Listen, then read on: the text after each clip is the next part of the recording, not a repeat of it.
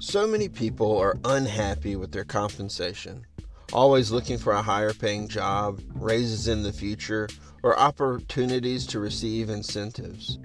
Yet so many people have little to no idea of how compensation is determined or why they get paid what they get paid. So how is compensation determined and why should it matter?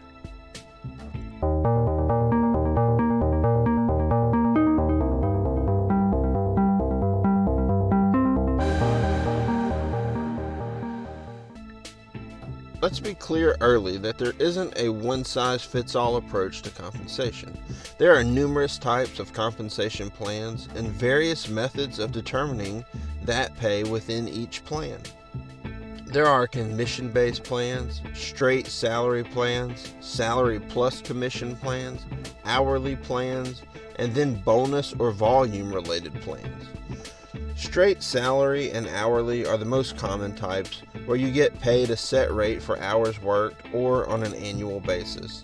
Your performance may be taken into account for raises, but the base pay is often determined by the job itself and whatever qualifications you bring to the table. Commission-based plans are those who get paid based on the work produced. You get a commission on sales, referrals, or other metrics. The more you produce, the higher your commission. So these jobs are where you are rewarded for your individual efforts, but can be more high pressure than some of the other standard methods. Salary plus commission is simply a combination. You will get paid a slightly lower salary than non-commissioned jobs, with the option to increase your annual salary by adding commissions. This is more relaxed than a full commission job, but will still require effort to increase your overall pay. Bonus or volume plans are often based on production, but rather than a commission, you receive a lump sum bonus based on the production over a year, a quarter, or even a month. With compensation, people always look at the dollar amount, but your total cash compensation is much more than just an hourly rate. Total cash compensation would include incentives, benefits, and any other costs that would be included. Common non-base compensation sources are benefits, incentives, tuition reimbursement, student loan repayments, paid holidays, relocation payments, company transportation, and even childcare expenses. You may work at a company that pays $500 a month for your insurance, receive an annual incentive of $1,000, and then earn $5,000 in overtime, holiday, and other differentials. Your base hourly rate may only be $15 an hour, but when you factor in these other factors, that would increase to $20.77 an hour. The other pay components calculate to an additional $12,000 a year. So when reviewing your annual pay and a potential job change, don't get caught only looking at the bottom dollar amount. An increase of $1 isn't worth getting less benefits, no incentives, or any other loss of non-base compensation. This is a common mistake that people make, to leave a job for more money and then realize later that their take-home compensation throughout the year is actually less. So how is your pay rate determined? When we think of rates of pay, we really need to break it down into two primary areas, that of the job and that of the employee. As an employee, people only consider their qualifications and their role within that company. Companies, on the other hand, have to determine the job and compensation before a candidate is even considered. So let's start where the company starts, with the job. As companies identify and create jobs, they must then appropriately price that job out. This is critical because they need to hire quality candidates, be competitive with similar companies, have good employee retention, but not overpay and end up in financial trouble. So how do we price jobs?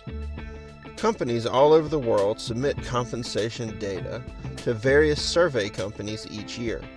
These survey companies then compile that data and create market data.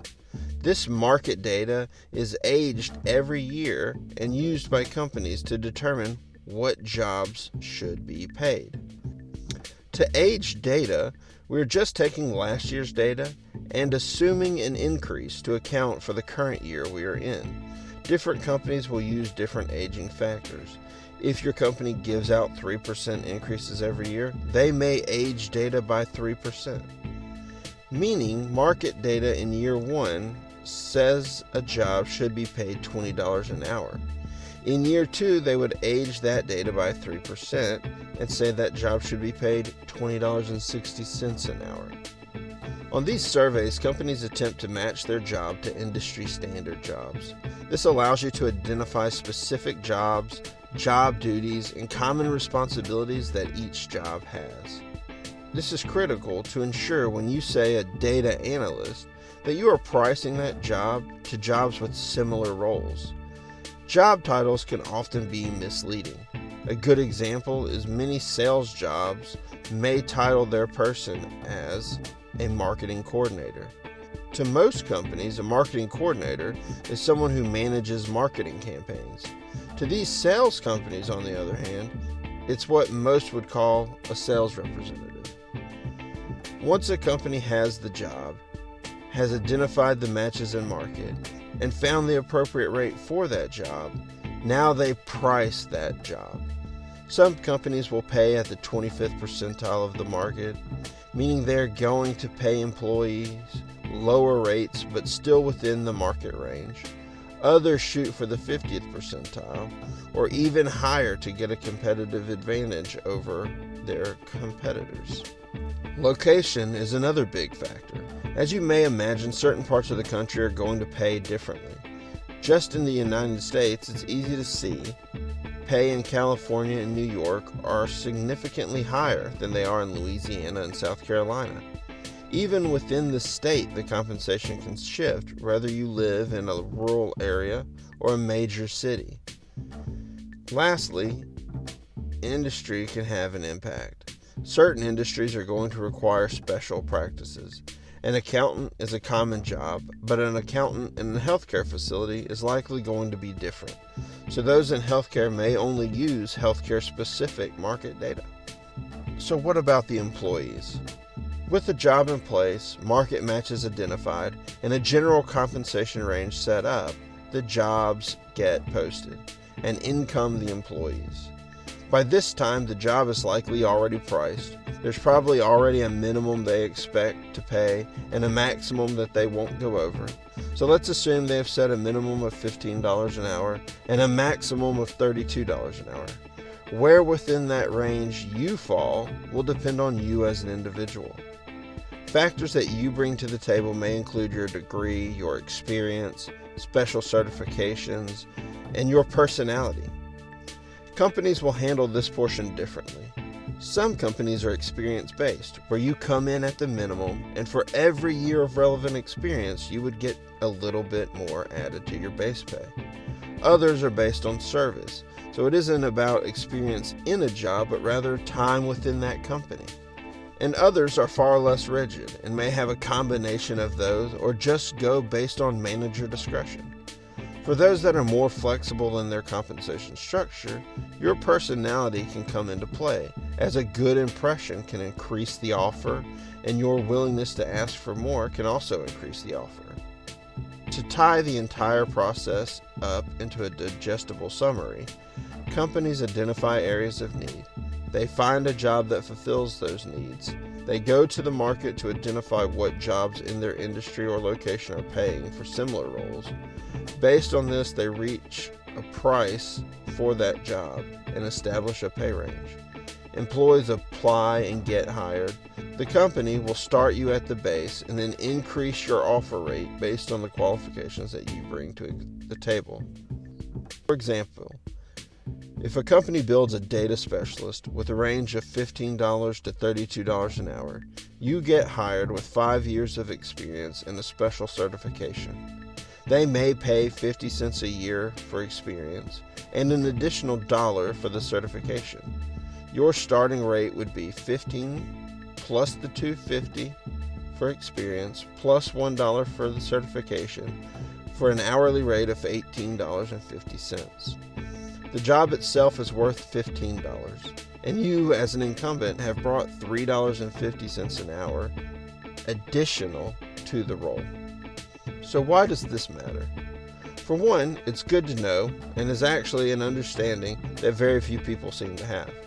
But more importantly than that is to understand how you bring value to a company. People lose their humility at times and think they alone are the reason they get paid a certain amount. This often leads to requests for raises that are unreasonable or give certain people an inflated view of themselves. In our example of the truth is the company would have paid anyone on earth $15 an hour just to take the job. The applicant is bringing $3.50 to the table. If you approach a raise request assuming you're worth $30 an hour, you're essentially saying you are worth double what anyone else who would qualify for that job is worth. The odds of that being true are very slim.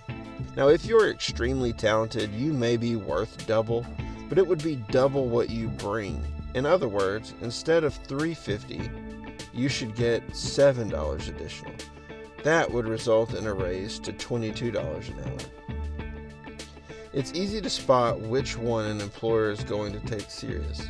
Someone wanting to go from $18.50 to $30, or someone from $18.50 to $22. So be reasonable and understanding of what you bring to the table. As humans, we're all valuable and carry a lot of worth, but to a company, you don't have infinite value. They have to balance the books and turn a profit. Compensation can be a tricky thing, but having an understanding of how it's calculated, what the thought process is from a company standpoint, can really help you when you look at your compensation, when you try to strategize how to get increases in the future, and what's a reasonable approach when you do go and ask leadership for an increase in your pay. If you enjoyed this content and you'd like to see more videos like this, please subscribe and click the notification bell so you're notified of any of our upcoming videos.